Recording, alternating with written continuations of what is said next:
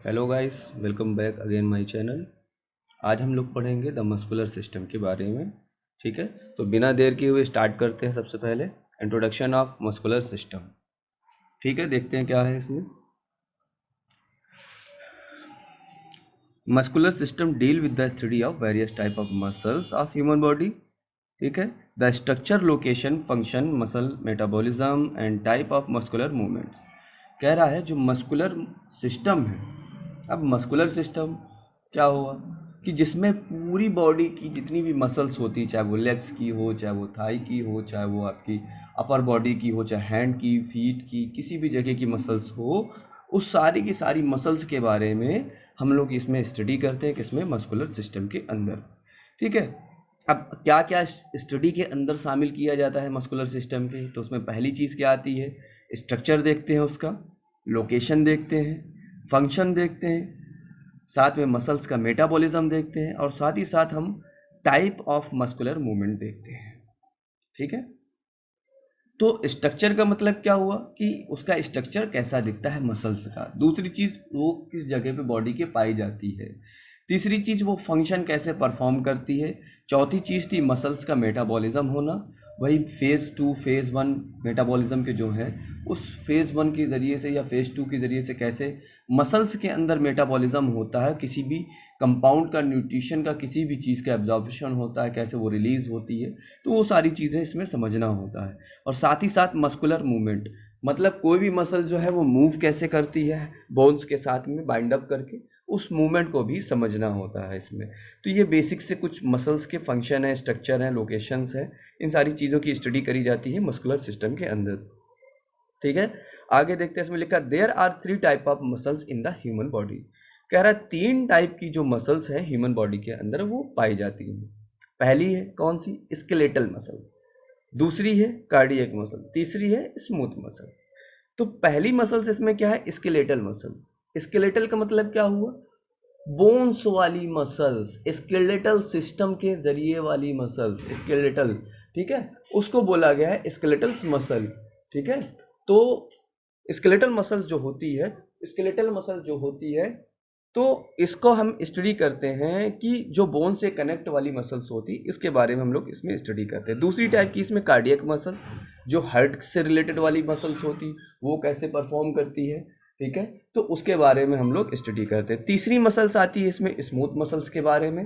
ठीक है, तो स्मूथ मसल्स कैसे काम करती है, कैसे परफॉर्म करेगी, तो हम उसकी भी इसमें स्टडी करते हैं। ठीक है, तो अब पहली मसल्स इसमें देखते हैं, स्केलेटल मसल्स के बारे में थोड़ा सा देख लेते हैं क्या है और कैसे ये परफॉर्म करती है। ठीक है, तो इसमें लिखा है skeletal muscle is so named because most skeletal muscles move bones of the skeleton. ठीक है, तो स्केलेटल मसल्स के बारे में इसमें देखें। Skeletal muscles is so named because most skeletal muscles move bones of the skeleton. कहने का मतलब क्या हुआ, लिखा स्केलेटल मसल्स, यहाँ पर ये नहीं कहा जा रहा है स्केलेटल बोन्स या स्केलेटल्स। ठीक है, स्केलेटल मसल्स मतलब क्या हुआ कि जो स्केलेटन होता है, पूरी बॉडी जो बोन्स से बनी हुई पूरा ग्राफ होता है शरीर का, अपना बॉडी का, उसके साथ जो मसल्स अटैच्ड होती है, ठीक है, मोस्टली इन्वॉल्व होती है। तो जो लिखा है इसीलिए इसको नाम दिया गया है skeletal muscles is so named, इसलिए नेम दिया गया है क्योंकि मोस्ट ऑफ स्केलेटल मसल, बहुत सारी जो बोन्स के साथ में जुड़ी हुई जो मसल्स होती है, वो बोन्स के साथ में वर्क करती है। साथ में बोन्स जैसे वर्क करती है वैसे स्केलेटन के साथ में आपकी मसल्स भी वर्क करती है, इसलिए उसको स्केलेटन मसल्स कहा जाता है। क्लियर हो गया दिमाग में? आगे चलो, लिखा है skeletal muscles tissue is striated. ठीक है, ये मसल्स जो होते हैं स्ट्रेटेड होते हैं, सीधे होंगे बिल्कुल। कह रहा alternating light and dark bands, ये क्या होंगे, हल्के और डार्क बैंड होंगे, स्ट्रेशन होंगे, are seen when the tissue is examine with a microscope. जब हम इनको माइक्रोस्कोप की सहायता से देखेंगे, एग्जामिन करेंगे, चेक करेंगे, तो ये कैसे हमें लाइट दिखाई देंगे और डार्क बैंड टाइप से दिखाई देंगे। ठीक है, जिसका आगे स्ट्रक्चर अभी दिखाया जाएगा इसमें कि इस टाइप का देखो स्ट्रक्चर है इसमें, तो ये स्ट्रक्चर इसमें दिखा रहा है। चलो, तो वो चीज़ दिखा रहा है इसमें। आगे पढ़ते हैं, इसमें लिखा है skeletal muscles tissue work mainly in the voluntary manners. कह रहा है जो ये मसल्स होती है वर्क करती है मेन वॉलंटरी मैनर्स के तौर पे। वॉलंटरी मैनर्स का मतलब समझते हो, वॉलंटियर, एक मेन फंक्शन का काम को परफॉर्म करने के लिए जो लगा दी गई उसके साथ में लगा हुआ, मतलब कह दो कि हर काम के साथ वो तुम्हारी जो चीज़ होगी उसके साथ कनेक्ट करके वो वर्क कर रहा होगा। इसको इसलिए वॉलंटरी मैनर्स में कहा गया कि mainly it work in voluntary manners. ठीक है। It activity can be consciously control by nervous system या नर्व सेल्स। ठीक है। इसकी जो एक्टिविटी होती है ये किसके जरिए से कंट्रोल होती है? नर्वस सिस्टम के जरिए से। ठीक है। That a part of somatic voluntary division of the nervous system, जो कि पार्ट होता है किसका? सोमैटिक डिवीजन है। दो टाइप के होते हैं, सोमैटिक, ठीक है, और दूसरा एक पार्ट और होता है इसका जिसमें वॉलंटरी और इनवॉलंटरी होता है। ठीक है। तो उसको दूसरा वर्ड्स उसके लिए यूज में आता है। इसके लिए कहा जाता है वॉलंटरी मूवमेंट के लिए सोमैटिक डिवीजन। ठीक है। तो ये सोमैटिक डिवीजन का पार्ट होता है कौन? Skeletal muscles. इसके जरिए से ये कंट्रोल होती है। इसका जो मसल्स होता है बोन्स के साथ में कनेक्ट करके काम करता है, इसीलिए इसको स्केलेटल मसल्स कहा जाता है। और ये वॉलंटरी मैनर्स में काम करती है, इसीलिए उसको सोमैटिक डिवीजन, जो नर्व सेल्स होती है ब्रेन की, वो उसको कंट्रोल करती है उसकी एक्टिविटी को, कि वो उसके साथ चलेगी नहीं चलेगी, नहीं चलेगी तो वाइंड अप नहीं हो पाएगा, दोनों के बीच में बोन्स और उसके बीच में कॉम्बिनेशन नहीं बन पाएगा, पता चला खिंचाव आ जाएगा। ठीक है। तो ये चार चीजें होती हैं। आगे देखते हैं नेक्स्ट इसमें heading cardiac muscles. Cardiac muscles के बारे में देखते हैं। इट इज आल्सो स्ट्रेटेड, ये भी स्ट्रेटेड होती है, ठीक है, सीधी होगी, बट इट्स एक्शंस, लेकिन इसके एक्शन जो होता है इनवॉलेंट्री होता है। हमने कहा था अभी वॉलेंट्री और इनवॉलेंट्री दो चीजें मिलेंगी। तो ये जो कार्डियक मसल्स होती है ये इनवॉलेंट्री मूवमेंट करती है। कह रहा है the contraction and relaxation of heart is not consciously control. Heart का जो कॉन्ट्रैक्शन, पंप करना और रिलैक्स हो जाना, कॉन्ट्रैक्ट करना, रिलैक्स हो जाना, कॉन्ट्रैक्ट करना, रिलैक्स हो जाना, तो ये जो मूवमेंट होता है इसको हम कंट्रोल नहीं कर सकते कॉन्शियसली मोड में। अगर उसको कंट्रोल कर लेंगे तो फिर इंसान तो निपट जाएगा। तो ये चीज मूवमेंट कंट्रोल नहीं हो सकता। ये जो कंट्रोल होता है हार्ट की मसल्स जो होती है वो ऑटोनोमिक नर्वस सिस्टम के जरिए से कंट्रोल होती है। वो नर्व सेल्स के जरिए से कंट्रोल होती है, वॉलंटरी मूवमेंट के जरिए से वॉलंटरी कंट्रोल होती है, क्योंकि वॉलंटरी का मतलब वॉलंटियर, सीधे से बोल समझने के लिए चीज दिमाग में रख सकते हैं कि वॉलंटियर कोई ना कोई उसके लिए काम कर रहा है। ठीक है। इसमें कोई इनवॉलंटरी होती है। इनवॉलंटरी इसीलिए कहा गया कि इसको हम कंट्रोल एक जगह पे नहीं कर सकते। ये नर्व ऑटोनोमस नर्वस सिस्टम के जरिए से। ऑटोनोमस क्यों कह दिया गया? ऑटो का मतलब ही क्या होता है? जो बॉडी अपने हिसाब से उन चीजों को, उन फंक्शन को ऑपरेट कर रही है उसको ऑटोनोमस करते हैं। ठीक है ना। आपके हिसाब से नहीं, दिमाग ने आपके सोचा और ये हाथ आपने यहां उठा के धर दिया, ये तो हो गया आपकी नर्व सेल्स, माइंड से निकला। और ऑटोनोमस ऐसी चीज जो आपकी माइंड ने नहीं सोचा, आपकी बॉडी की रिक्वायरमेंट है। समझ रहे हो ना? आप सोचते नहीं ना, आप कोई काम करते हो, वहां से ब्रेन से वो हार्मोन सेक्रेट आउट होता है, उस मसल्स तक पहुंच जाता है। ठीक है। आपका हार्ट बराबर पंप कर रहा, उसमें आप सोचते हो कि हार्ट कम हो है? हाँ, उसके तुम पंपिंग को, रिलैक्सेशन को घटाया बढ़ाया जा सकता है मेडिसिन के जरिए से। साथ ही साथ कभी कभी क्या होता है कि कुछ चीजें ज्यादा सोच लेता है तो हार्ट रेट बढ़ जाती है, कॉन्ट्रैक्शन रिलैक्सेशन बढ़ जाता है, लेकिन उसको कंट्रोल नहीं कर सकते कि नहीं उसको तुम बंद कर दो, उसको नहीं कंट्रोल कर सकते, वैसा नहीं कर सकते, उतना कंट्रोल नहीं कर सकते तुम। ठीक है। तो कार्डियक मसल जो होती है ये ऑटोनोमस नर्वस सिस्टम के जरिए से कंट्रोल होती है और साथ ही इनवॉलंटरी मूवमेंट होता है इसके अंदर। ठीक। नेक्स्ट इसमें लाइन है, नेक्स्ट हेडिंग है इसकी स्मूथ मसल। तीन टाइप की मसल्स थी, स्केलेटल, कार्डियक और तीसरी है स्मूथ मसल्स। अब स्मूथ मसल्स के बारे में देखते हैं। It is located in the wall of hollow visceral organ. कह रहा कहां पर लोकेट होती है? होलो विसरल्स ऑर्गन्स में। जो ऑर्गन्स होते हैं अपनी बॉडी के, किडनी है, लीवर है, लंग्स है, जो ऐसे हेलो विसरल्स ऑर्गन्स होते हैं उनकी वॉल, वॉल का मतलब समझते हो? दीवार। ऑर्गन्स की जो दीवार बनी होती है, वॉल्स बनी होती है, वो किससे बनी होती है? स्मूथ मसल से। Such as blood vessels, airways, most of organ in the abdominopelvic cavity. ठीक है। कहने का मतलब क्या हुआ? जितनी भी ब्लड वेसल्स होंगी वो स्मूथ मसल्स की होंगी। ठीक है, वो सारे आपका हार्ट यहाँ है, लेकिन इससे जो कनेक्ट वाली आपकी मसल्स होंगी वो सारी कहाँ पर होंगी, वो सब की सब स्मूथ मसल की बनी हुई होंगी। किडनी के ऊपरी लेयर सरफेस और जितनी चीजें उससे बनी होंगी वो सब स्मूथ मसल टिश्यूज की होंगी। एयरवेज, मोस्ट ऑर्गन्स, एयरवेज मतलब जहाँ से हम लंग्स के जरिए, लंग्स नहीं, लंग्स से जो कनेक्ट टिश्यूज हैं उसके जरिए से, ठीक है, तो उसके सरफेस पे होते हैं। Most organ of abdominopelvic cavity, कह रहा बहुत सारे जो ऑर्गन्स कहाँ पर हैं, अपनी इस कैविटी में, यहाँ पर एब्डोमिनो पेल्विक कैविटी, जो पेल्विस बोन्स होती है उसके साथ में जो है, और साथ में यहाँ पर आपके एब्डोमेन के हिस्से में। तो जितने भी आपके ऑर्गन्स होते हैं ये सब की सब किससे बने होते हैं, आपके स्मूथ मसल से बने हुए होते हैं। It is also found in the skin, ये स्किन में भी पाया जाता है। Attach to the hair follicle, जो कि हेयर फॉलिकल को अटैच्ड रखता है। This tissue lack the striation of skeletals, ये टिश्यू में क्या होता है, कमी होती, किसकी कमी होती, स्ट्रेट नहीं पाए जाते, सीधे सीधे नहीं होते, ये जरूरी नहीं सीधे ही हो, ठीक है, लैक्स रहता हो। Cardiac muscle tissue and cardiac muscle tissues में भी इसकी कमी होती, किसकी कमी होती, स्केलेटल्स में नहीं पाए जाएंगे, कार्डियक मसल्स टिश्यूज में नहीं पाए जाएंगे। कौन से टिश्यू नहीं पाए जाएंगे, स्मूथ मसल्स नहीं पाई जाती है।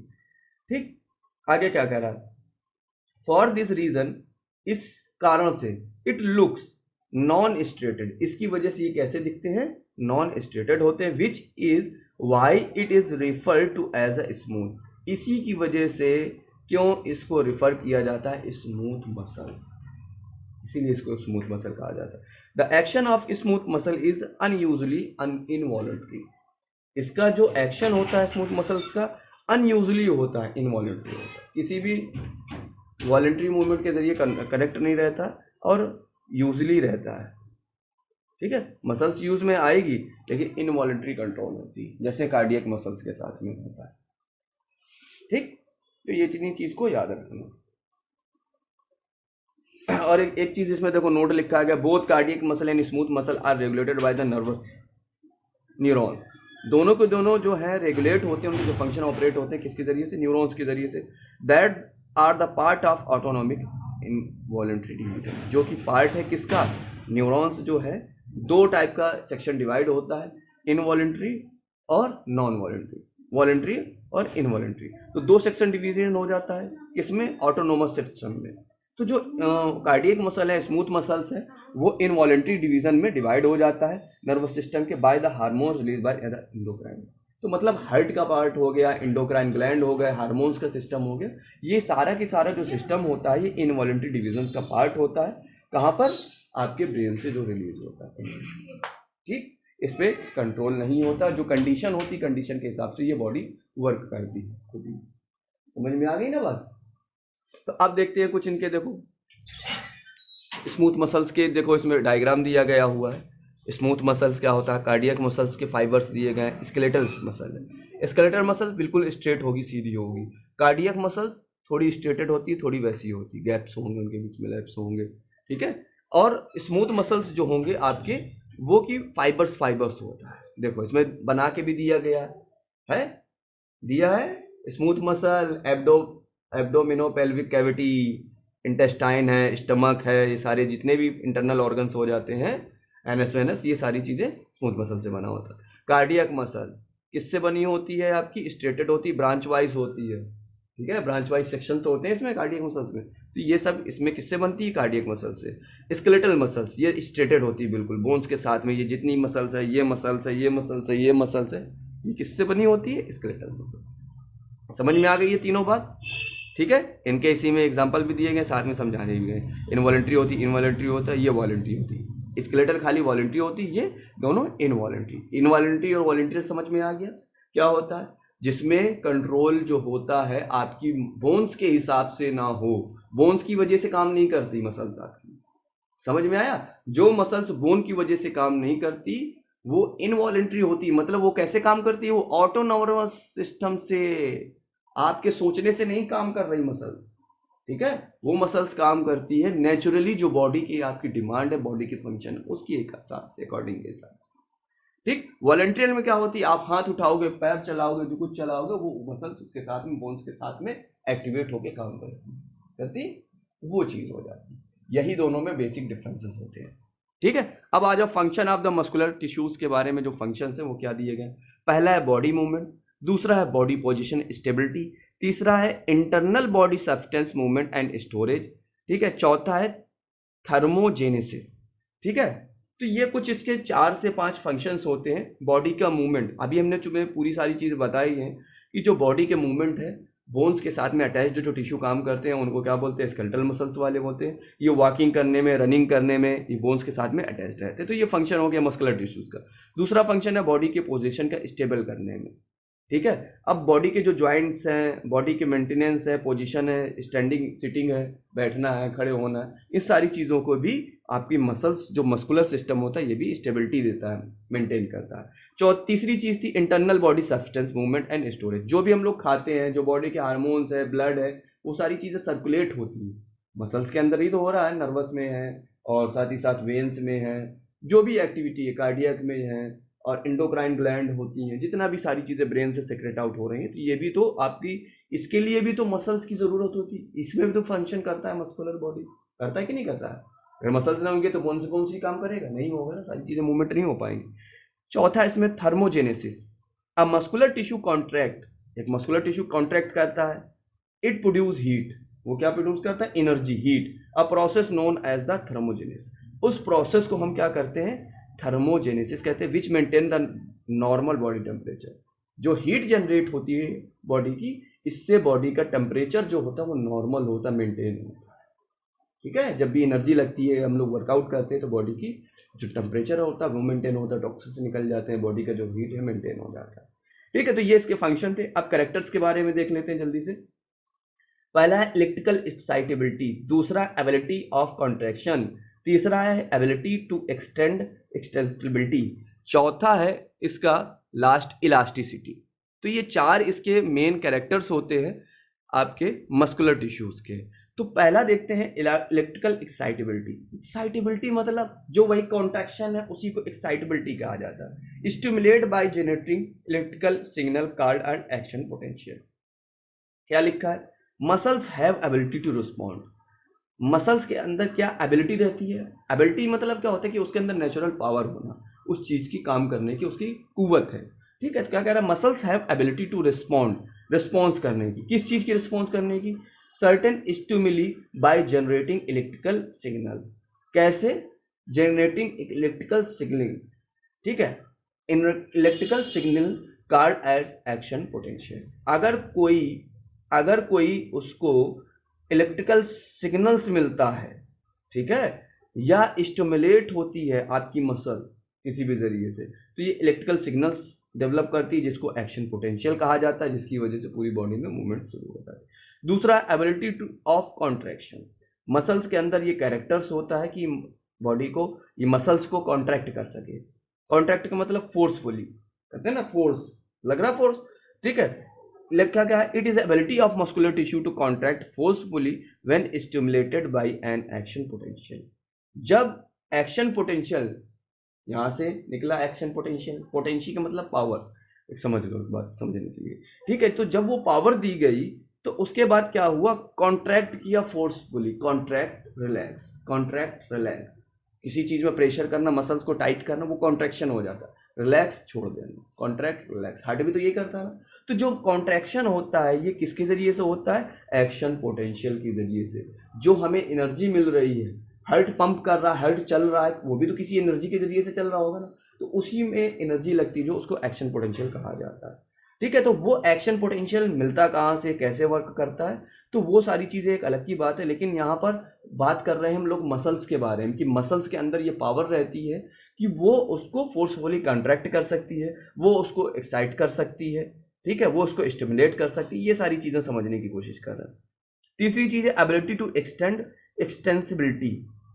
एक्सटेंसिबिलिटी का मतलब कि एक्सटेंस हो जाना, लंबा हो जाना, स्ट्रेच हो जाना, खिंच जाना, उसके बाद रिटर्न अपनी जगह पे आ जाना, लिखा है ना। Extensibility is the tendency. Extensibility क्या होती है, एक टाइप की कह दो उसकी क्वालिटी होती है, टेंडेंसी होती है। क्या है कि टेंडेंसी ऑफ मस्कुलर टिश्यू, जो मस्कुलर टिश्यूज होते हैं, मसल्स वाले टिश्यूज होते हैं, उनके अंदर ये टेंडेंसी होती है कि स्ट्रेच हो जाए बिना किसी डैमेज के। लोग बॉडी बनाते हैं, बढ़ती चली जाती है, जब जिम छोड़ देते हैं कम हो जाती है, तो स्ट्रेच हो जाता है, पंप हो जाता है, फिर रिटर्न बाहर हो जाता है, पंप हो जाता है, रिटर्न आ जाता है। तो मसल्स के अंदर यही एक्सटेंसिबिलिटी होती नेचुरली कि वो स्ट्रेच हो जाता है बिना किसी डैमेज के।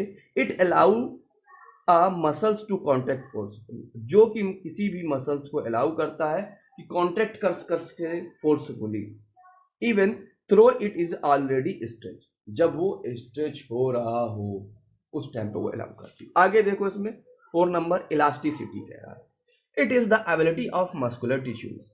क्या होती है इलास्टिसिटी? हमने कल बात बताई थी, मस्कुलर किसी भी चीज के अंदर ये एबिलिटी होना कि वो जो कंडीशन थी उसको खींचा गया। रबड़ को क्या करते हैं, ट्यूब को, टायर किसी चीज में रबड़ अगर है तो जितनी उसकी पावर होगी, जितना उसका नेचर होगा, कितना खींचेगा, खींचने के बाद अपनी इतना छोड़ दोगे तो रिटर्न हो जाएगा। एक उसकी पावर्स होती कि इतनी कंडीशन के बाद ये रिटर्न हो जाएगा। उससे ज़्यादा पावर लगा दो तो कई मरतबा वो नेचर उसका चेंज हो जाता है, इलास्टिक से प्लास्टिक नेचर हो जाता है, वो टूट जाती है, डैमेज हो जाती है।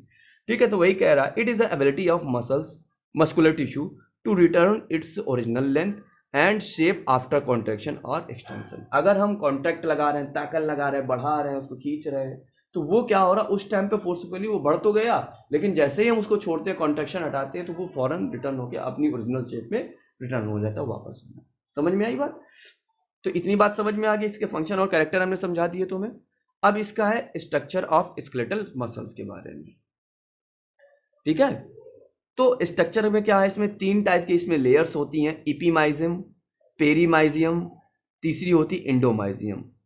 ठीक, अब इसके स्ट्रक्चर में देखो कि इपीमाइजियम कहाँ होती है, बिल्कुल ऊपरी सरफेस, किसी भी मसल्स का ऊपरी सरफेस, उसको इपीमाइजियम बोला जाता है। इंडोमाइजियम कहाँ होती है, मतलब अपर लेयर के बाद वाला जो थोड़ा सा इनर पार्ट होता है, अंदर का मेन थोड़ा सा, वो इंडोमाइजियम, इसी को इंडो का मतलब अंदर का। पेरीमाइजियम का होता है कि इपीमाइजियम और पेरीमाइजियम, मतलब इपीमाइजियम ऊपरी बिल्कुल लेयर, पेरीमाइजियम का होता है थोड़ी अंदर की लेयर, और इंडोमाइजियम मिडल लेयर। ये चीज समझ सकते हो। ठीक है, ये 3 इसमें लेयर्स होती हैं।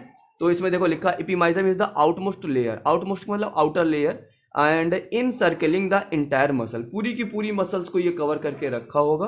कौन सा? एपिमाइजम। दूसरा है perimysium, it is surrounded group of 10 to 100 or more muscles fibre. ये 10 से लेके 100 मोर मसल्स फाइबर्स का एक ग्रुप से होता है, जो कि सराउंडेड होता है आपके बंडल्स फेसिकल्स के साथ में।